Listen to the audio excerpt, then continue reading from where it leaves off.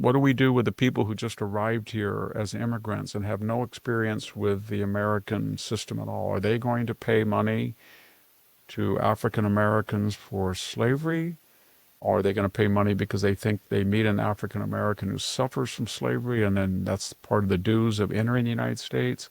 Is there going to be some conservative white group who's going to say, well, let's just look at all the crime statistics and see which particular group has committed crimes in excess of their population or has taken welfare in excess of their demographic?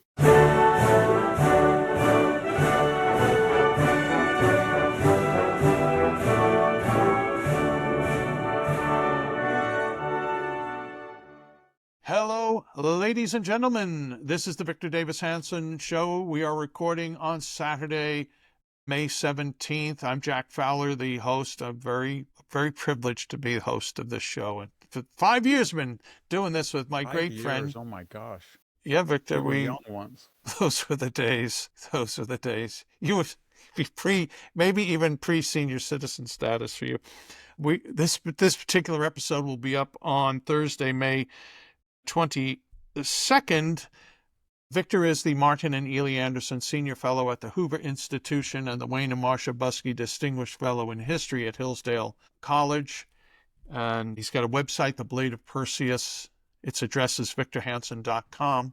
You should check it out. Subscribe. I'll tell you more later in this episode why you should. We're on the cusp of the Memorial Day weekend. Victor, I didn't tell you this ahead of time. We may be at the end of the show. Maybe we could talk about a war movie or two. But before that, boy, oh boy, we have the Supreme Court ruling on deporting illegal criminals as opposed to legal criminals, illegal alien criminals to Venezuela. There's a new issue of Strategika out. We have so many new viewers and listeners. I have a feeling a lot of folks don't even know what Strategika is, and we'll tell them about that. You have a piece you've written for your website on the failure of modernism. We can talk about reparations, the big, beautiful bill in trouble, SALT deductions, so much more. And we'll do all that when we come back from these important messages. We are back with the Victor Davis Hanson Show. So, Victor, I guess we should start off today, getting some take from you on the big, beautiful bill. It is, when we're recording on Saturday to when the show's up, all kinds of things might have happened in the meanwhile to rectify political situations. But there are enough Republicans in the House who are just not in love with, or the Senate, not in love with this big, beautiful bill.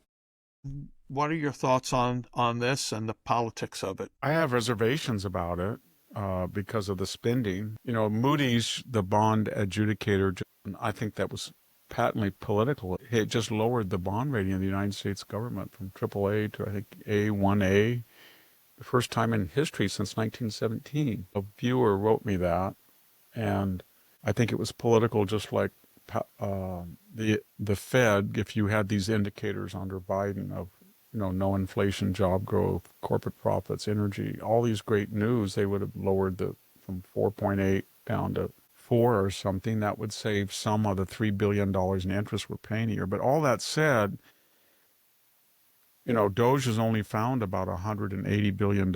That's a lot. But when you're talking about giving tax breaks on tips, on Social Security, on maybe military or first responders, that's going to take a while. I'm not sure if that's going to be the type of incentives that prime growth of the economy. So what I'm getting at is, right now, the biggest problem we have is debt. Debt. $37 trillion in aggregate national debt, basically $2 trillion in annual deficits and 1.2 in trade deficits. And we're getting kind of mixed messages. I know that Trump want the deregulation and tax cuts, if they're continual, will be great because that will grow the economy. The energy prices will grow the economy. 8 to 10 trillion in foreign investment. We're not getting enough messages. It's only been 3 months, and they say they have 160 to 170 billion. Does that mean that in the next quarter, you're going to get 160? I'd like to know. And if they get 500 billion, that would make a big difference. You get close to maybe just $500 billion deficit, but we're not getting the information. So we're getting two signals that we're spending a lot of money. We're going to increase the defense budget, for example. We're having fights over cutting Medicaid. And then we're told we're going to get more revenue, but I don't think the tariffs are going to bring that much more revenue. We've discussed that. So what is going to be the bottom line? And is that why the Fed and Moody's are being pretty hard on this administration? They just see too much debt that they inherited and they haven't addressed it. I don't know the answers, but I would sure like to see a Simpson-Bowles 2.0 commission to just go back and say, you've got to do this. This will get us a balanced budget in 3 years. In 10 years, this will cut the debt in half or something. And we need to have that. But he's the only president of the 21st century that's talked about these things, the debt, the trade deficit, the budget deficit. But we got to get a clearer picture of what's going to happen, is what I'm saying. Victor, we all have our fingers in the pie to some degree on some of these proposals. You mentioned, the no tax on tips, no tax on overtime. And there's also SALT, which is the state and local taxes, which work for me in Connecticut, where we pay a state income tax, or New York, save a fortune if California. I could do it. Right. There were great boons. 13.3%. Yeah. I saw something. I don't think the government can afford it. It's already broke. Yeah. People are living in la la land. We saw that Cori Bush's successor talk about reintroducing her bill for reparations, and she wanted like $1 trillion. It's not going to, it's just, everybody talks as if we're not broke. Even Gavin Newsom finally admitted he can't demagogue the issue of giving free health care to illegal aliens to the same degree that he did before. There's no money. When the money runs out, there's no money. There is no money right now. Well, you know what? I'm glad you raised the reparations. Victor, here's a headline. Democrats revive reparations demand in Congress, and this is from Newsmax. Congressional Democrats have once again introduced legislation to force the government to pay for damages suffered by enslaved black families. The latest attempt is sponsored by Representative Summer Lee, a Democrat from Pennsylvania, who said in a release, quote, "We are owed restitution and justice to repair the government-sanctioned harm that has plagued our community for generations," end quote. The new congressional effort, the Reparations Now Resolution, was introduced initially in 2023 by then-Rep. Cori Bush. Victor, on its own and as a politically, they want to make a go of this. I think it's just nuts politically for the Democrats. It's not going to work. It's 160 years since the end of slavery, and it's probably 60 years, 70 years since the end of institutionalized Jim Crow in the South. Here in California, we were never a slave state, and yet 3 or 4% of the population wants reparations. When she says the damage done, I wish when people make all these statements, they never calibrate it. They never say exactly what they mean. Does she mean that the African American community suffers higher rates of criminality, illegitimacy, interracial violence against other races? And if so, are those attributable to the legacy of slavery? And if so, how 160 years later? And why, if that were to be true, and she thought it was attributable, why, when brilliant scholars like Shelby Steele or late Walter Williams or Tom Sowell suggested correctives such as restoration of the nuclear family or redefinition of the obligations of males in the African community to their families and fatherhood, why are they pilloried or ostracized? And so when people say reparations, then you say one particular group in the present owes you, other groups owe them something. And we're going to go down, and then we're going to go down a tribal list. So then you know what's going to happen. People are going to say, well, let's just then calibrate every particular group. And we're going to measure what they gave and what they got, what they didn't get. And then we're going to have to even it out. Is that what we're going to do? So what do we do with the people who just arrived here as immigrants and have no experience with the American system at all? Are they going to pay money to African Americans for slavery? Or are they going to pay money because they think they meet an African American who suffers from slavery, and then that's part of the dues of entering the United States? Is there going to be some conservative white group who's going to say, well, let's just look at all the crime statistics and see which particular group has committed crimes in excess of their population or has taken welfare in excess of their demographic, and then we'll see how much money they owe the rest of the people for the damage they've inflicted. And you see, you get it. You're going to see people. They're going to say, "Well, why is the black murder rate 6 times higher in terms of interracial crimes toward whites than whites toward blacks?" Or they're going to say, "Why are blacks overrepresented in interracial crimes and hate crimes, and whites are underrepresented? Is there a kind of a compensation that's deserved there for victims? Why are Jews almost half of the victims of hate crimes today? Are they owed special consideration? And if they are, from whom? The people who perpetuate it? Minorities are more likely to commit hate crimes beyond their demographic percentages. Or we could go even further if we want to play this dangerous and spiteful game. We can say, well, let's go through all the wars and see who was killed and what group deserves it. So let's look at Afghanistan and Iraq. Why did white males, who cooked up that? Was it Mark Milley?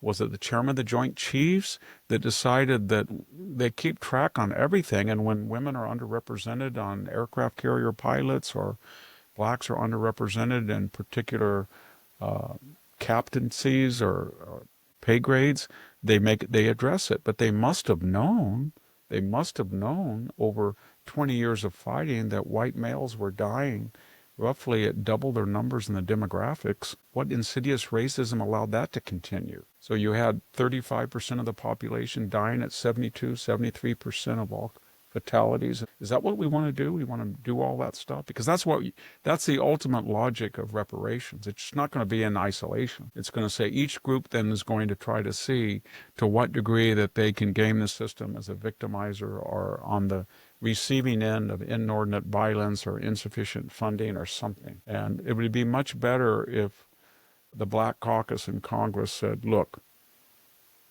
our future is in our hands, and we know the degrees to which half of the black community is doing wonderfully, and some black women, I think, have a higher income level per capita than many other groups, maybe even white working women. So they're doing well. But the half that's not doing well, why don't they just be introspective? Is it because of one-parent families, lack of fathers? Is it lack of policing in the inner city?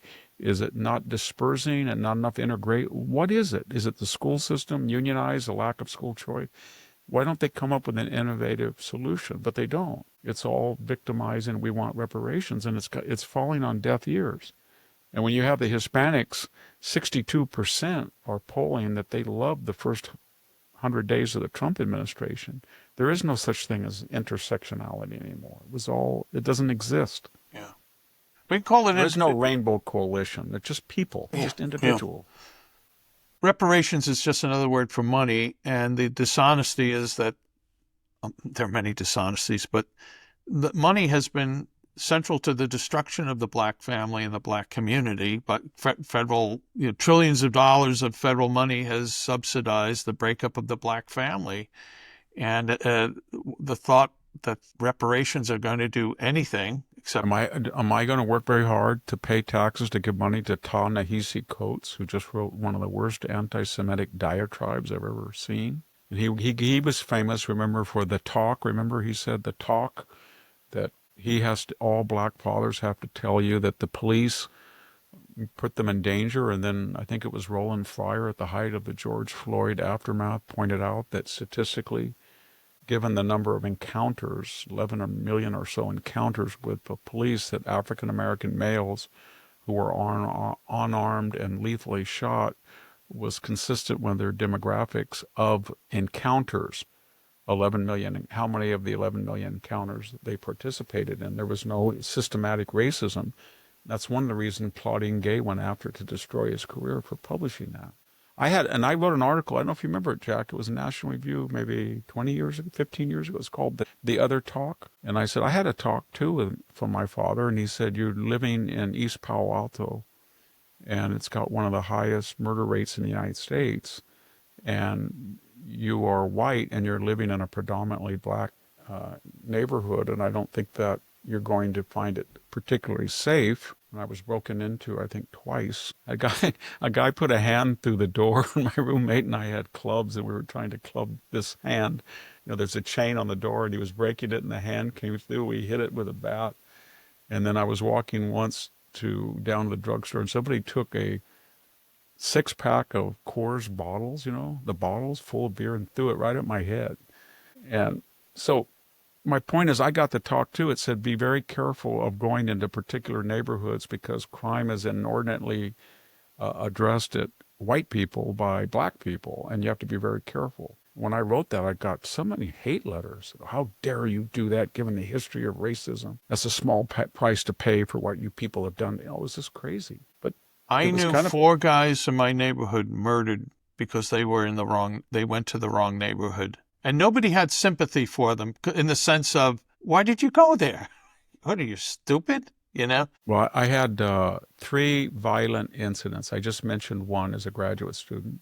The other was I was riding on University Avenue from East Palo Alto in on a bike, and a truck of 4 African Americans were driving around attacking bicyclists, and they saw me, and they jumped out and tried to knock me over, and I clung like a an octopus to my old bike, and they kept trying to pull it, and then everybody was honking their horn as we're all busy, and I didn't quite get it. The other was, I was with my wife who was working at the Veterans Administration with disabled people, and she met we were walking, and one of her patients was out, and he had traumatic brain injury from Vietnam, and he was on the street, and he was making sounds that were kind of loud, and she walked over to him, and he recognized her, and she was assigned to him.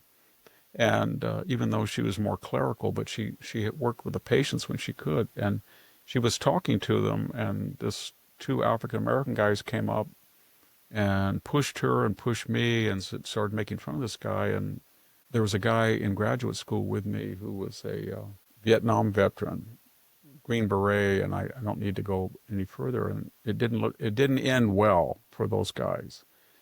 I didn't really participate, but they were trying to rough up my wife, the person she was talking to. So those 3 violent incidents were all on the part of African American teens that were unprovoked. Did I ever then make a statement or in my mind or no about African Americans? Because no sooner did I see that than I saw another African American person that was perfectly the same as I was. But they were making the argument you have to give a talk because white people were systemically racist against black people. That might have been true in certain places at certain times. We know it was true, but to transfer that to all of America seemed pretty, and that's why I wrote this article, The Talk. I think I've told you in the past, once before, maybe twice, Victor, that you're growing up in the Bronx in the 1970s and 80s, New York, 2,000 plus murders a year, just brutal crime. But clearly, a lot of it was race-based. But then clearly, things were getting so much better in America on their own. So I was the publisher of National Review, and there were like 20 kids at my house, and they were all gay, black, Hispanic, South, Sri Lankan, whatever. And I just thought, this is not something America would have seen at the house of the publisher of evil conservative right-wing National Review 30 years ago. But this is what America had become. And then Obama came along and re-energized the whole. He did more damage than any president in recent memory. Whether it was Trayvon was like looked like the son I never had, or the beer summit, or downright mean country from Michelle, or America's not an exceptional country any more than Greece or Great Britain. I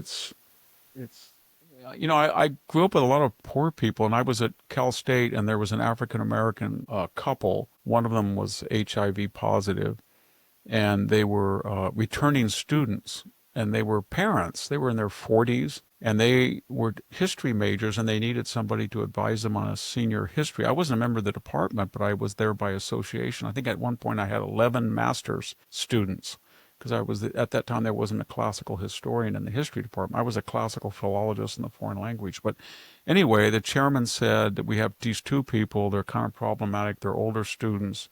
They're kind of angry. I didn't know what that meant. And by that time we had a lot of Hispanic professors, a lot of women professors. I think we had one black professor, Asian professor. It was pretty integrated. And they asked me if I would be their advisors and meet with them every week. And I didn't know who they were. And so I just said, well, I already have 11 students that I'm advising. And they said, no, nobody wants to advise them. I don't know why, but I did. And I met with them for 30 weeks. And it was during the OJ trial. So we had lively conversations about the guilt or innocence of OJ, but I got along with them wonderfully. I thought they were really admirable. And then finally at the end, they were married. And he said to me, do you think a BA in history is really going to get me up into the middle class? I said, you're very well spoken. You're educated. What was your alternative? He goes, well, we would like to go to truck driving school and be a team. And I said, they make pretty good money. And so that's what they did. And I lost track of them, but they were very good friends. And my point is that I think most people don't really care what color of their skin or anything. If people will just get over it and treat people as people, but we can't seem to do that. Yeah. Well, we have to treat criminals as criminals. I'd like to think we do, and I'd like to think the Supreme Court would. And when we come back from these important messages, we're going to get Victor's take on the recent Supreme Court ruling on the Trump administration's use of the Alien Enemies Act. We'll do that when we come right back from this. Let's be honest, we're not getting any younger, and if you want to look and feel your best, you need to check out Pure Health Research. They have 45 premium health supplements designed to help with every health goal, whether it's boosting your energy, trimming belly fat, supporting healthy blood sugar, pumping your testosterone up, or even reducing swelling in your legs.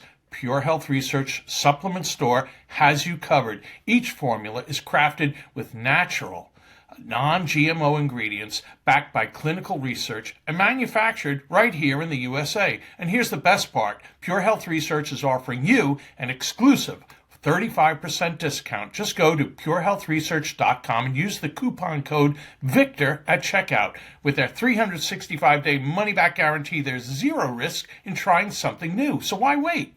Head over to purehealthresearch.com now. Explore their 45 amazing supplements and save 35% before this deal ends with the coupon code VICTOR. Don't miss this chance to feel your best. We're back with the Victor Davis Hanson Show, recording on Saturday, May 17th. This episode is up on Thursday, May 22nd. Victor's got a website, The Blade of Perseus, victorhanson.com, everything he does, the weekly syndicated column, the weekly essay for American greatness, other articles he writes, many appearances, archives of these podcasts, that and more, links to his books. I don't know how many 700 books Victor's written, I think. Well, close to that. If you want to read the Ultra articles, if you go there, you'll see Ultra articles and a weekly Ultra video. You need to subscribe in order to access those. $6.50 a month, $65 a year, discounted. The Blade of Perseus. If you're a fan of Victor, you're going to want to go there. And by the way, Father's Day is coming up. I think if your dad, your dad loves Victor Davis Hanson, that would make a really wonderful Father's Day gift. Victor, before we get to the Supreme Court decision, you brought up General Milley again, and the he coats and all that. We have to look at these. I have to read these books and get educated. And I know in the last couple of years you've spoken so much about our generals and admirals and some criticism of them, their violation of Section 88 and other things. And I know you've gotten guff from some military officials. Has anyone given you guff for that, for your criticism of Milley, for embracing this, we got to find the white supremacists? My gut tells me not really, but has that happened? In the sense that I was told by a colleague that a general said that I was exaggerating and that there was no such thing as DEI basically in the military, that it was just the same as all. And when I had mentioned that there was a 40 to 45,000 person shortfall, and that officer said, high officers said that was due to gang activity, physical inability to meet basic standards, drugs. And I said, those are constant throughout the last few days. What's new is DEI, and especially the attitude of the Joint Chiefs and the public representations of the military that keep talking about white rage.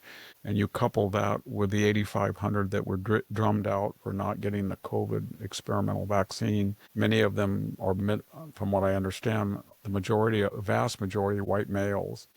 And there was a sense that white males didn't feel comfortable anymore in the military. And I had made the argument that whether you like that or not, there was a multi-generational overrepresentation, to use a woke term, a disparate impact, a disproportionality, that white males had inordinately joined combat units rather than instructive areas of the military to get skills, and they had died at more than their demographics. And when you were going to have a shortfall of that particular group, you were going to be in trouble. Then I spent a great deal of time. I talked to a lot of statisticians.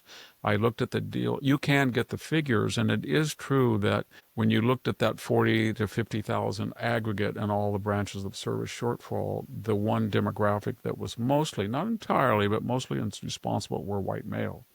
Now, in the first 100 days, they have more or less met their recruitment goals. So if you want, getting back to the Google question and their algorithms, if you Google recruitment restoration or recruitment rebounds, you know what you'll see? Trump unduly takes credit. This factor was already in the process when he was inaugurated. Trump should not take credit. And that gives the game away, that that's what it was all about. So when Pete Hegseth repeatedly said they're going to judge people on battlefield efficacy and the standards are going to apply to everybody regardless of race and gender, and there was going to be no favoritism or bias, and under promotion, retention, enlistment, then people felt that it was once again something that their family had always participated in, and they were going to be the next generation to do so.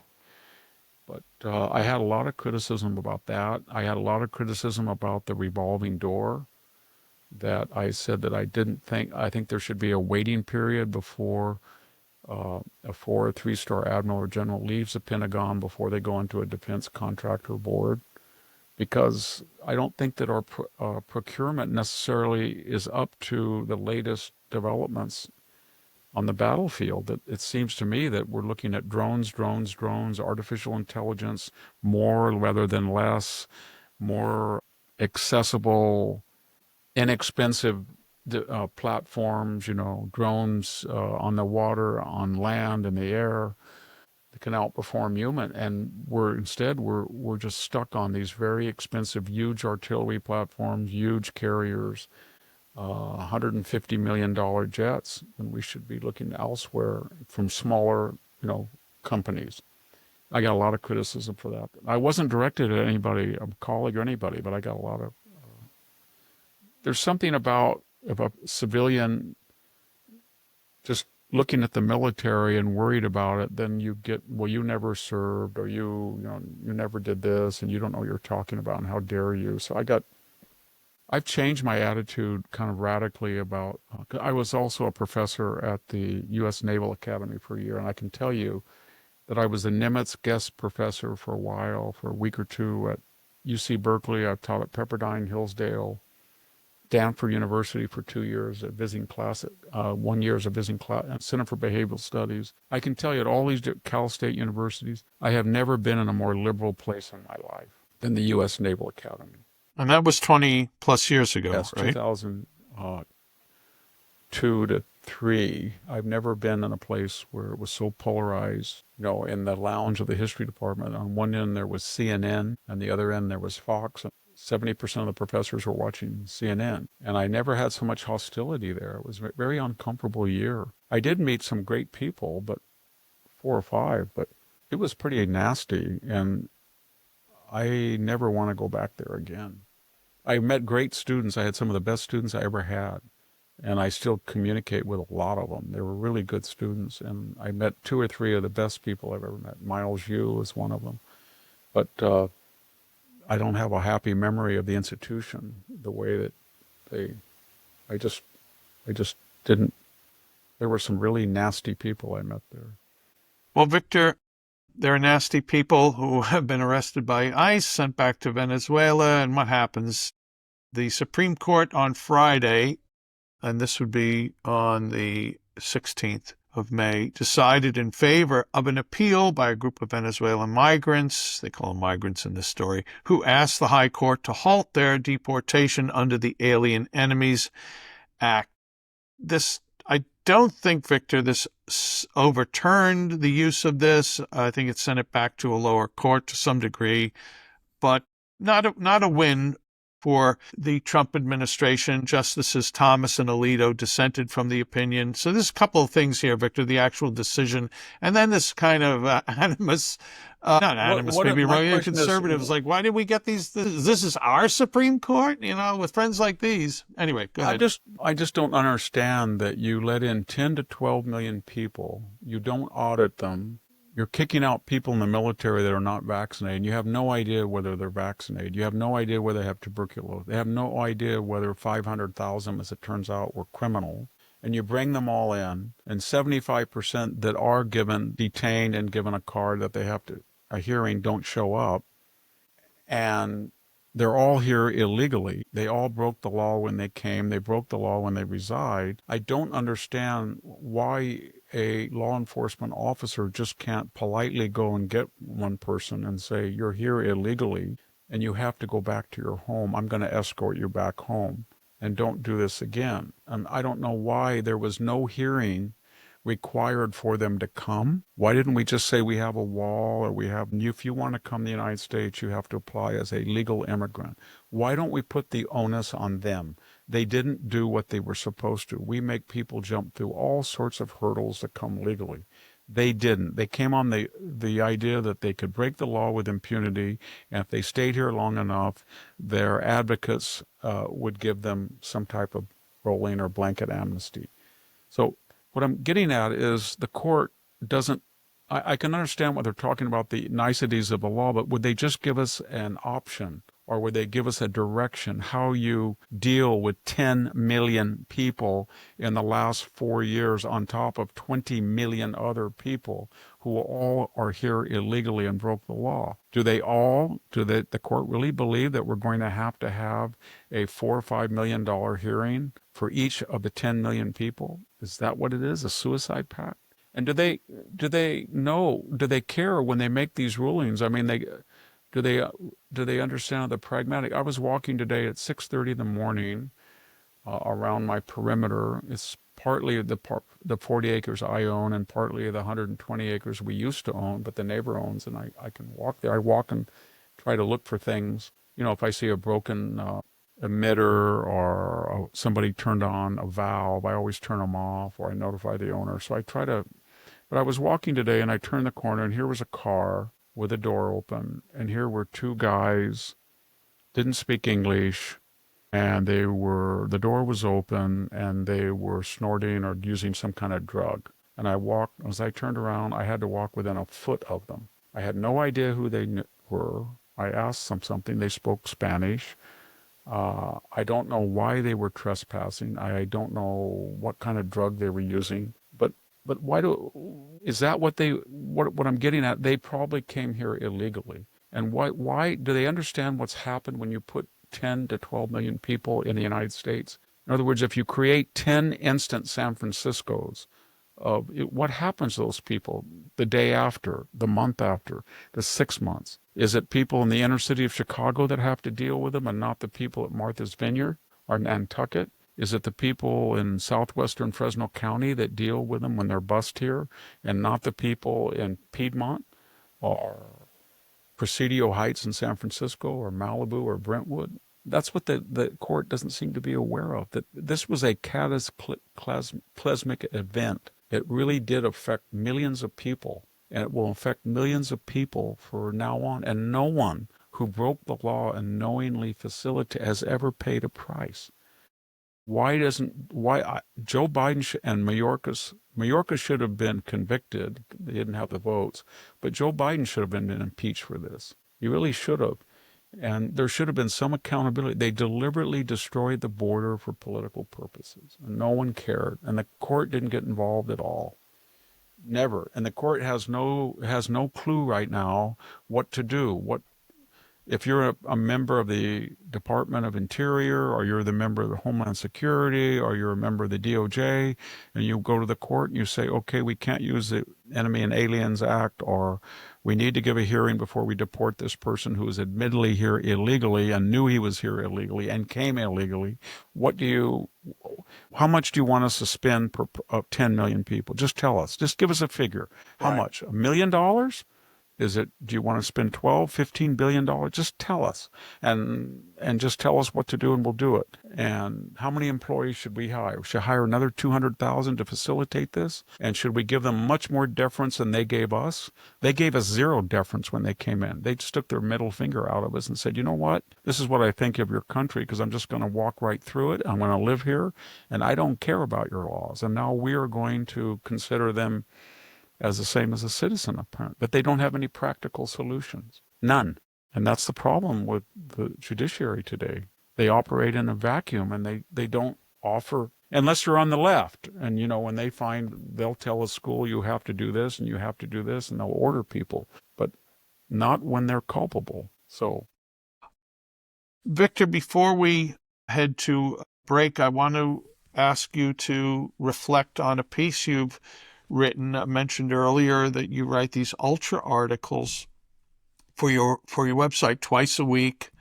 Over the course of a year, it's the equivalent of, I believe, of 2 books of wisdom. And you have a series right now. I think you may have concluded it, The Failure of Modernism. And I just want to read a little from part 4 of this particular series. You wrote, was the U.S. a more stable and confident society with 2-parent, 3-children homes, or now with single parents or no children couples?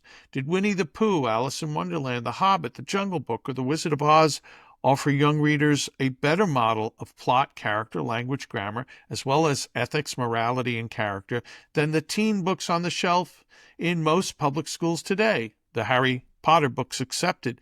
Would those workmen, architects, and city regulators of 1950, with unsophisticated tools and technology, have rebuilt the burned-out neighborhoods of Los Angeles more quickly than our crews of today? Victor, what is the failure of modernism? well, it's relativism, that there is no standard of judgment or justice, that everybody can have situational ethics or personal environment. They can claim that they're exempt or they're deserving of some kind of special exemption because of some particular trait or experience or trauma. So it's relativism. There's no accountability.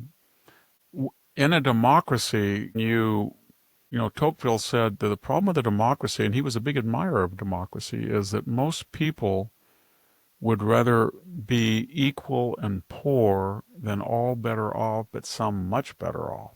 And that is what democracies from Athens on deal with, is this institutional envy. And you can see it today with oligarchs, aristocrats. So you have somebody like AOC barnstorming in a private jet, railing against oligarchs, why her district that she's supposed to protect and represent is overrun with criminality, homelessness. It's a mess. But it's this constant demagoguery in the modern age. And then there's a lack of standards because of equity. We are so afraid of offending people. It's partly the therapeutic, and everybody is special. T-ball. It's a T-ball idea, and there's no winners, there's no losers. You don't keep score.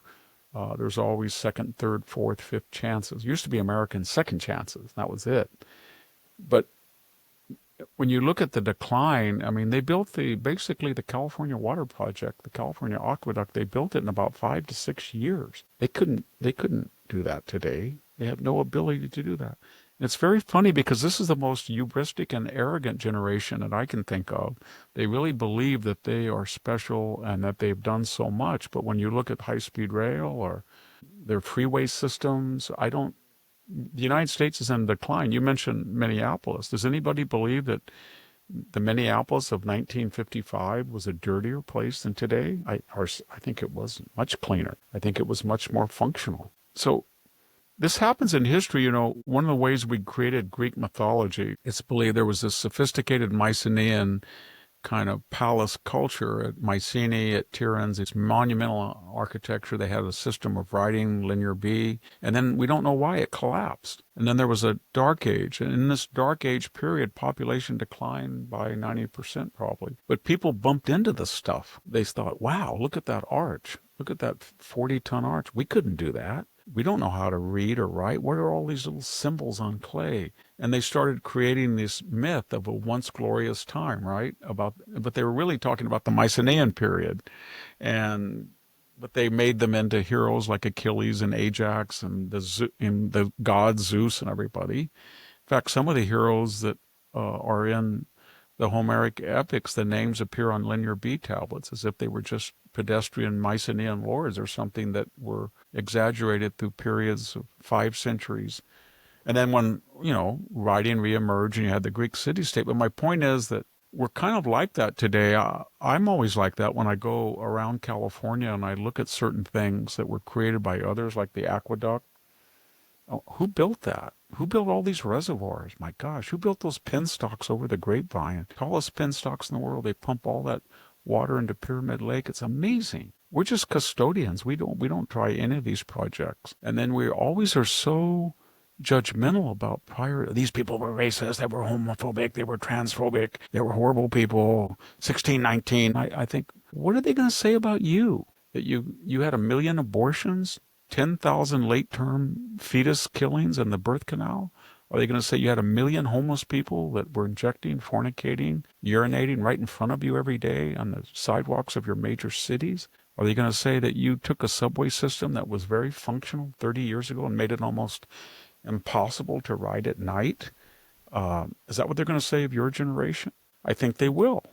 But they're so self-righteous and a lot of it comes from the university. The university, another thing, they do not want scrutiny. They're giving about 70 to 80% A's because these faculty members are terrified. Once they destroy the standards the last 4 or 5 years, they're terrified they don't know how to grade.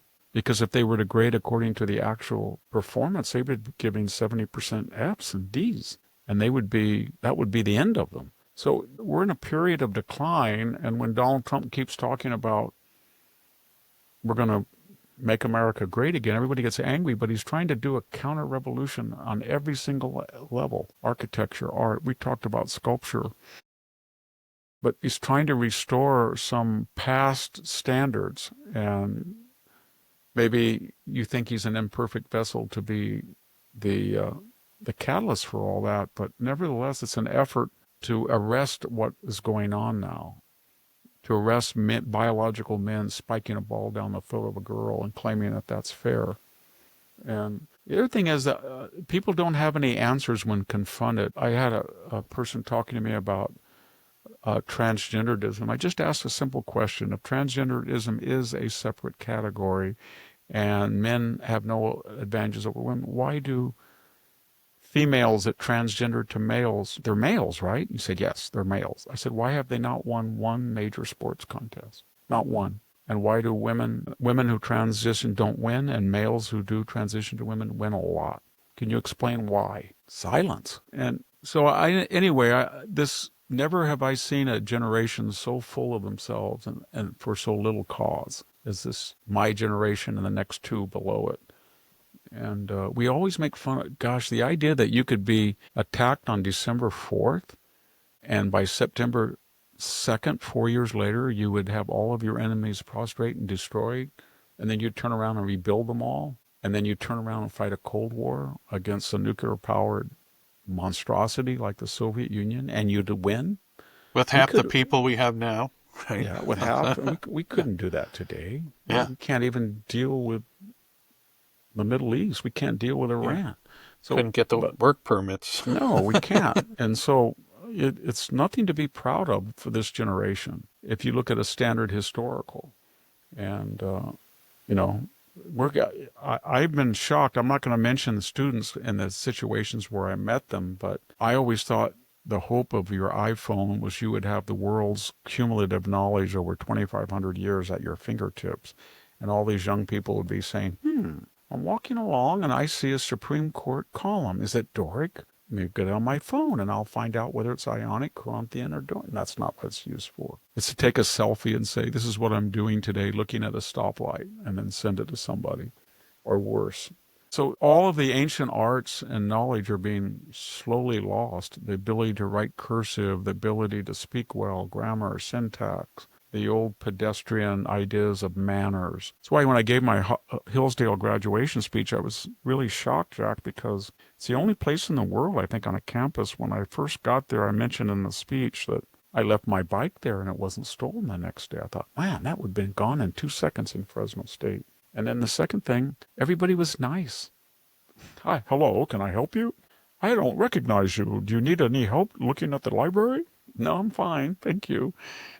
Thank you. Are you Dr. Hanson? No, I'm not a doctor. It was just, hey, you, when you were teaching at Cal State or when I was at Santa Cruz as a student. And I mentioned that in these essays. So it's kind of, there's a word for guys like me. It's a laudator temporis acti. Horace makes fun of him in one of his what is that? satires. What is it? Means a praiser of the time that's gone by, an old fuddy-duddy.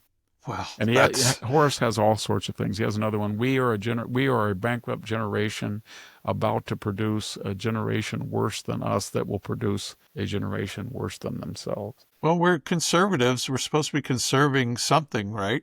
Hope so. Yeah. I hope that I get so many nice, what keeps me going is the rare times I travel, and I'm traveling a lot, but I hope it's rare. People come up to me and it's just amazing the stories they tell about themselves. And they believe in the country and they work hard, they follow the rules, they're self-educated or they're formally educated.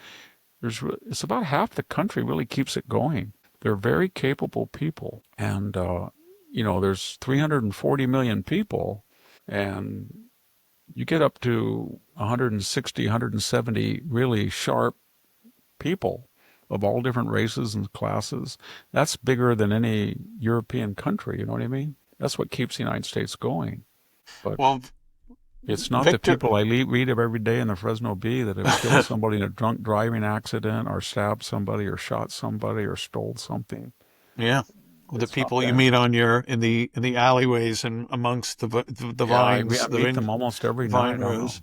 Yeah. My son, he stayed here one day, and when I was in bed in Iraq, somebody gave me a bulletproof vest.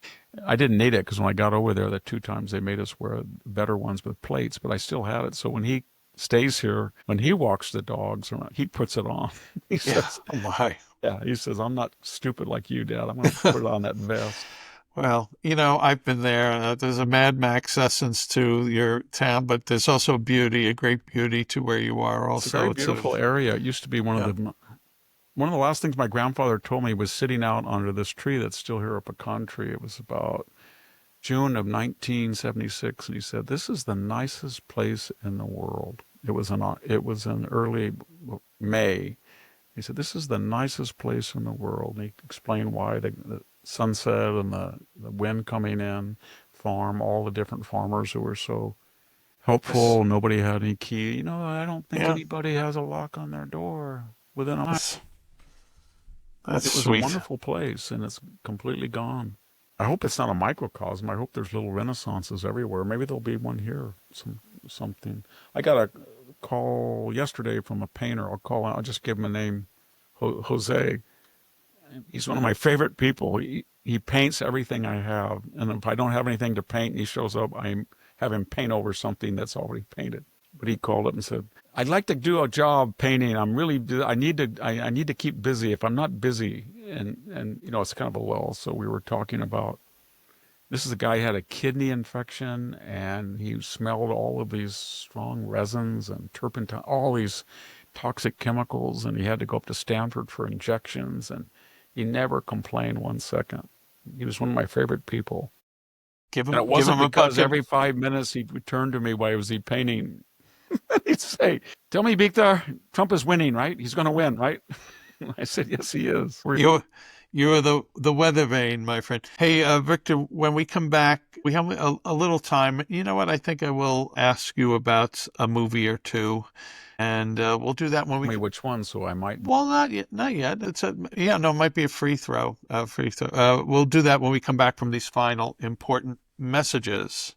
Listen, Americans are fed up with Big Pharma controlling healthcare, raising prices, restricting access, and making it harder to get the medications they need. That's why more people are turning to All Family Pharmacy. You've probably heard of them. They're a family-owned pharmacy in Florida that does things differently. They put you first, giving you the freedom to order what you need, when you need it, so you're never without essential medications. From ivermectin and hydroxychloroquine to antibiotics, daily maintenance meds, and emergency kits, they make sure you have access to the treatments you need without restrictions. They know how important it is to stay prepared, which is why they make it easy to stock up and order treatments in bulk. It's simple. Just order online and they ship your meds to your door. You don't even need your doctor involved. They work directly with licensed doctors to get you the prescriptions you need. Visit their website today and get 10% off your order. Go to allfamilypharmacy.com/Victor and use the code Victor10. Again, that's allfamilypharmacy.com/Victor and use the code Victor10, that's Victor10, to get 10% off your order today. We're back with the Victor Davis Hanson Show. You know what, Victor? I said we'll talk about movies. Would you first, though, briefly talk about, since we have so many new viewers, listeners, the Strategika, the online journal you oversee for Hoover, which has a new issue on Our Total Wars Obsolete. So maybe you want to give us a little take on what the new issue is, and maybe also, again, for our new listeners, viewers, just what Strategika is. It's a magazine of the Military History Working Group, which I founded 12 years ago under the auspices of our wonderful late director, John Racian. And we bring anywhere from 30, now we're up to 50 scholars and maybe 50 attendants. Every year we fly them out and we discuss contemporary war in a closed session. We have a lot of four-star generals, diplomats, politicians, military analysts.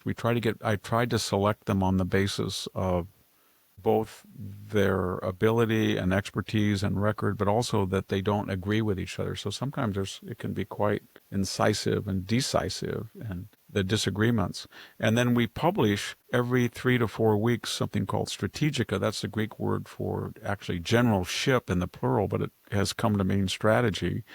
And we have a background history. So if I pick the topic and do a poll, and then the managing editor, David Berkey, along with Bruce Thornton, he picks the contributors, and then he shepherds the essays with Bruce, who edits them as well. And then we compile this online magazine, and there's a backgrounder that puts the question in a historical context, and we have kind of a pro or con. Sometimes they're both pros, both con. This time is absolute war obsolete? Can you come to a strategic conclusion in the age of nuclear weapons? And and I'm doing this by memory, Jakob Gregel, who wrote the main essay, and gives examples of wars that really cannot be decisively ended because they're proxy wars for nuclear powers or they're existential crises. Border wars, we just saw one with Pakistan and India. Those weren't absolute, but they can be retarded or aborted before they do become something that threatens the nuclear world. And then we had one by Chris Gibson. I think maybe he wrote about Clausewitz Still Matters, as I remember, that the people change, weapons change, modernity comes and goes, but human nature is constant. So the rules that Clausewitz saw in the Napoleonic War about what causes wars, who wins, who loses, why, how do wars end, pretty much stay constant, even in the age of bioweapons, AI, and nuclear.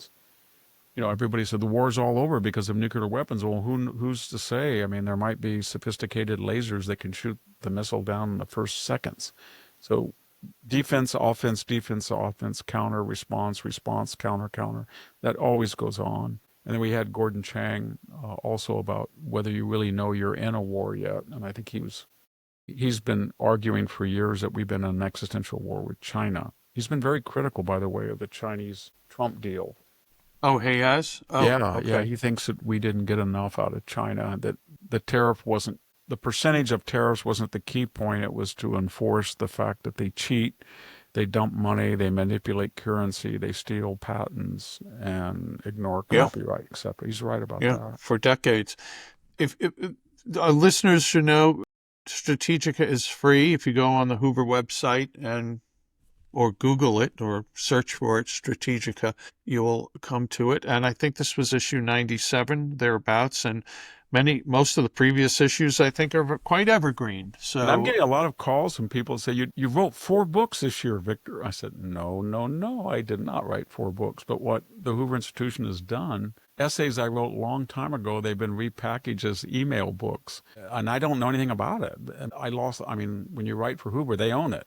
But they're being recast as ebooks. So you press a button and then you go and say, if you want to read Victor's new ebook, then you can learn about Hoover or Give. But I've had all these people ask me, yeah. did you write about populism? Did you? No, I didn't. I Oh. didn't.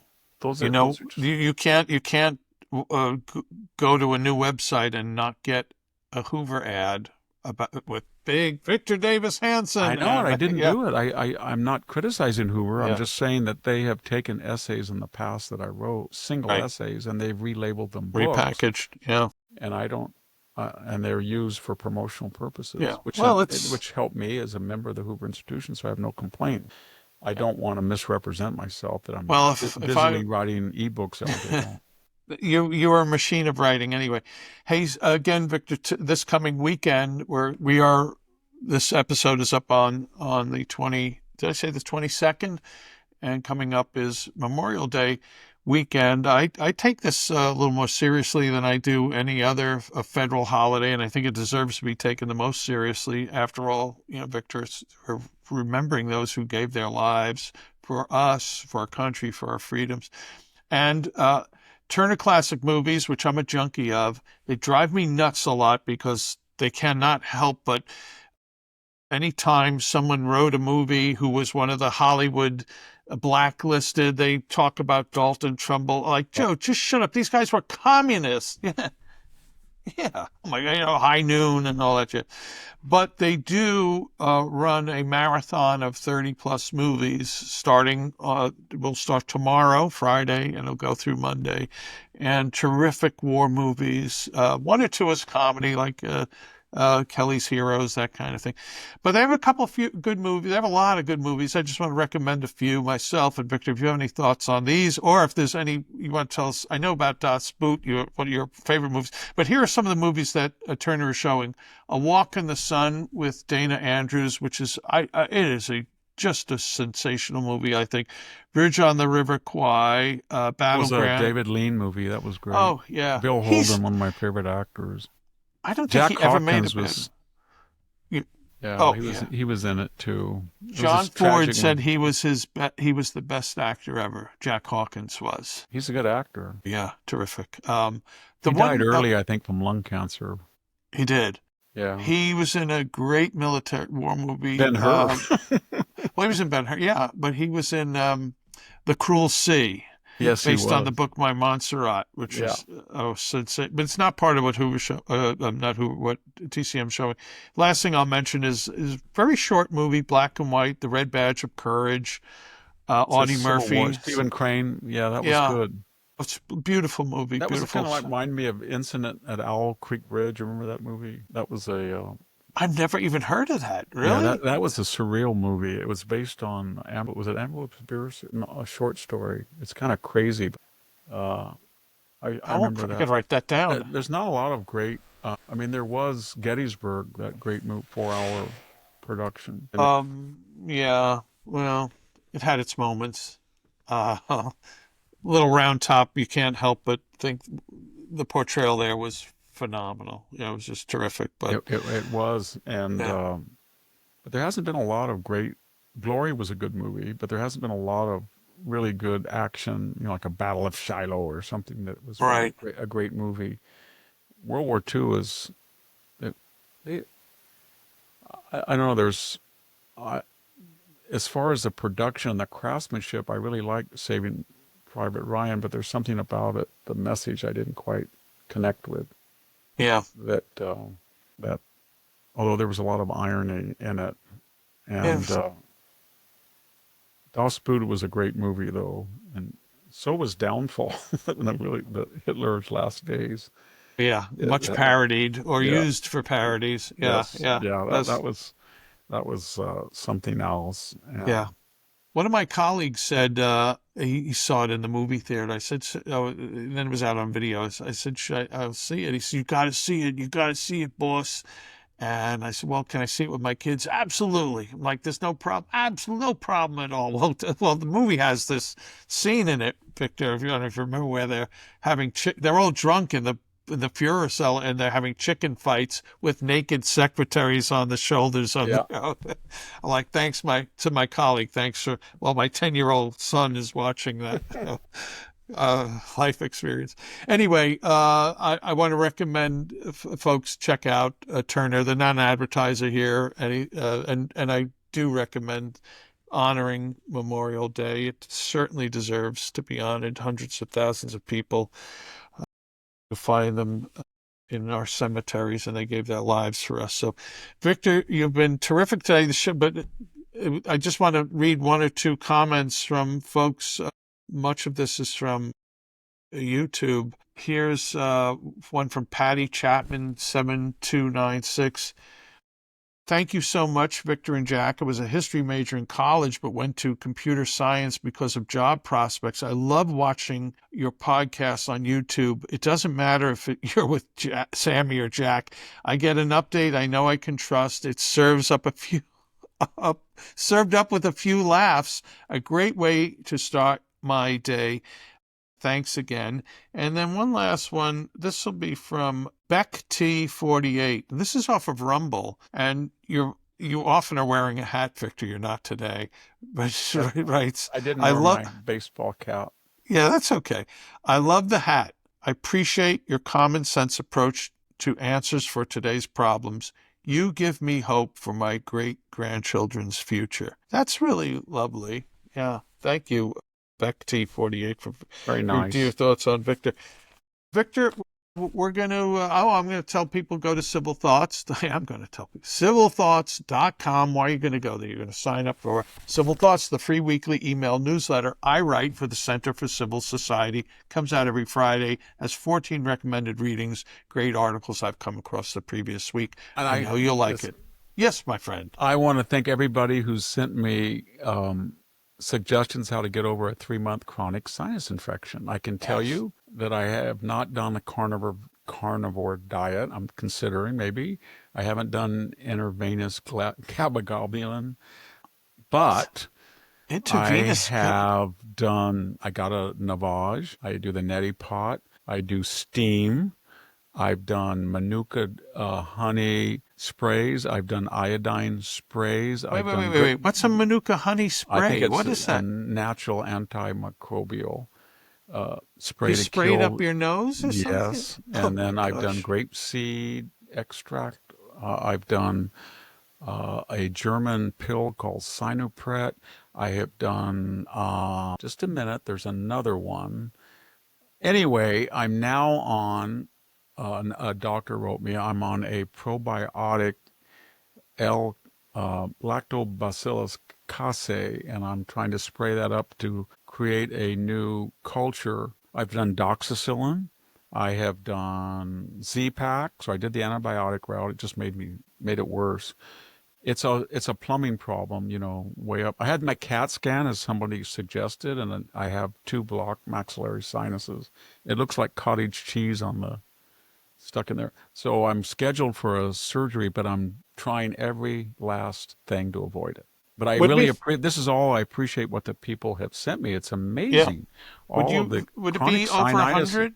What? Have you gotten over 100 recommendations? Do you No, think? I've got about 15 to 20, but there are vitamins and X-Clear and put baby shampoo and your salt rinses. They all have What? scientific basis. Yeah, every one of them is not crazy. Believe me, they're all. When I look at NIH studies, they all have some efficacy. The problem is that the more you read about, I've had this my entire life, chronic sinusitis for 3 or 4 months, and I used to get bombarded with steroids, and then I had this massive operation 5 years ago where they cut my turbinates, they took out polyps, they straightened my septum, they drilled out my maxillary passages. I was wonderful, and then I got long COVID twice, and the ENT said, when I went in there, he said, "You're all stuffed up again," meaning the sinuses have collapsed. And I said, "Yeah." And he said, "Did you have a problem with COVID?" I said, "Yes, I had long COVID for 9 months. I got it again for 3 months." He said most of his patients that had very good success with surgery correctives for chronic sinusitis had COVID, and it created for some reason in those types of patients, like myself, it created kind of a chronic inflammatory condition that closed. Once the passage is closed and the sinus builds up, you can't sleep. It just, So I'm hoping that I can open these up before surgery. So my strategy now, on recommendation of one of our most loyal readers, is to implant positive bacterial flora to kill, strangle, can I say the word 86? The bad bacteria that have thrived with the help of the atomic bomb doxycycline. And maybe when I talk to you next time, I'll be in Washington, D.C. I have one last trip, and I will be breathing again without. Well, just in case, I'm going to bring some baby shampoo to give to you as a That gift. stings, to tell you the truth. Okay. Well, Victor, you in whatever state I'm you're trying in, to you've been keep a terrific. good attitude about it because so many people have it. You wouldn't believe that people say, "I had it for 1 year. I could hardly walk. I was fighting it off. I was cranky. I was obsessed. I was going crazy. And then I took horseradish or something that was a magic cure. And I'm trying all of them just because I have no limitations. Well, horseradish will clear out your I sinuses. can't take Definitely. steroids. That's the one thing, because I used to take them and I have glaucoma, and that's a no-no if you have glaucoma or Victor, pre-glaucoma. you are one of the most complex medical people I know, but you're one of the greatest people I know. I Also, got so bad genes, well, immune problem. Or maybe I was too wrecked. I don't know. But my two siblings, I don't remember a day they've ever been sick. So, but my mother died very young, and my daughter. So, I don't have great longevity in my immediate family. If I stayed here and did what my grandparents did, and just stayed on the farm and never left. My grandfather died in his sleep at almost 87, and he was 86 and a half, and my grandmother. But all three of their daughters. That's the plan, to stay at the None farm. of their daughters right? lived over 66. Three of them. Anyway, on a happier note, we're going to see you soon. See you I'll soon. See you in Thanks, Washington. folks. You'll see me, and actually, and we'll eat over pancakes maybe. Folks, you've been terrific for checking us out, and stick with us. Thanks, Victor. You've been wonderful with all the wisdom you shared. We'll be back soon with another episode of the Victor Davis Hanson Show. Bye-bye. Thank you, everybody.